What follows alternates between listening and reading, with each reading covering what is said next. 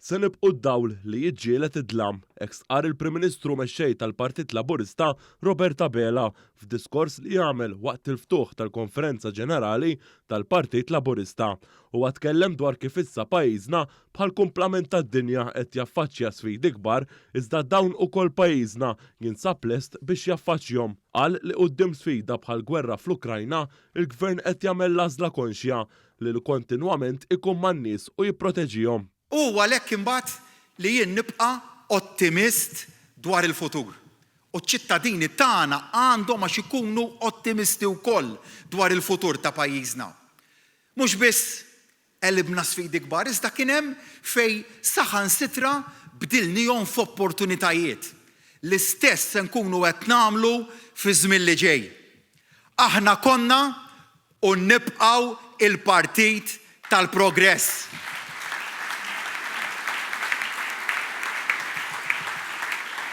Mill-bidu konna d-dawl illi jiġġieled id-dlam. Tajnikom il-kelma ftit tal-ġimgħat ilu li din se tkun rebbija li tarana nidħlu f'fażi ġdida f'diversi aspetti. U hekk se jkun. Saħaq li Gvern Laburista se jibqa' iffukat biex isib is-soluzzjonijiet quddiem dawn l-isfidi. Kif sar fl-aħħar snin, pajjiżna se jkompli ibiddel l-isfidi f'opportunitajiet. Il-kelma tiegħi li t-tmexxija tagħna se tibqa' tiffoka fuq il-bżonnijiet tal-pajjiż. Fejn infittxu s-soluzzjonijiet għall-futur u nibqgħu inkunu il-partit tal-aspirazzjoni għal kulħadd. U waraw ħaddieħor. Ħaddieħor rajnija f'dal aħħar jiem quddiem l-isfidi jagħżel li jaqta' l-qlub. Aħna indaħlu it-tama.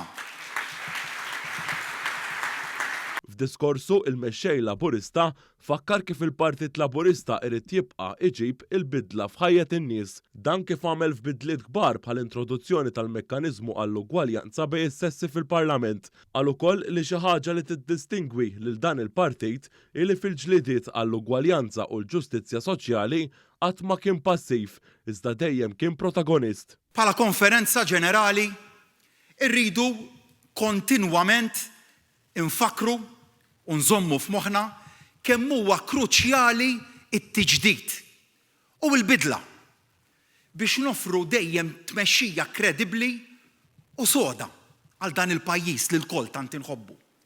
Għax irridu mbagħad illi il-Partit Laburista jibqa' b'saħħtu u dan ngħiduh mhux biss, anzi, mhux biex niftaħru b'kemm ġibna maġġoranza, iżda biex fuq kollox, u din hija l-iktar ħaġa importanti, li ntejbu għall-aħjar il-ħajja tal-Awċin u tal-Maltin kollha. Dr. Abela spjega kif minn wara l-elezzjoni ġenerali diġà beda eżerċizzju li permezz tiegħu il-partit qed ikompli jitrasforma ruħu filwaqt li jisma' lil kull min seta' tħalla diżappuntat, inklużi nies li appoġġjaw lill-istess partit fl-imoddi u tkellem dwar l-importanza li Gvern Laburista jibqa' jisma', ikun umli u jikkomunika.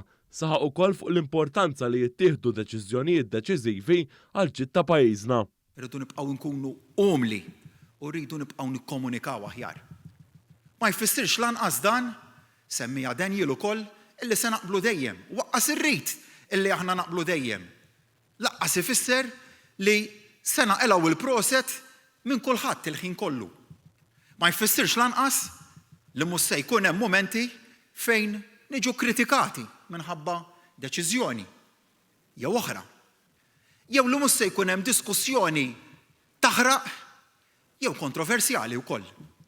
Iżda sakemm dik id-deċiżjoni tkun ittieħdet fl-interess ta' pajjiżna, irridu nispjegaw mingħajr ma nkunu supervi.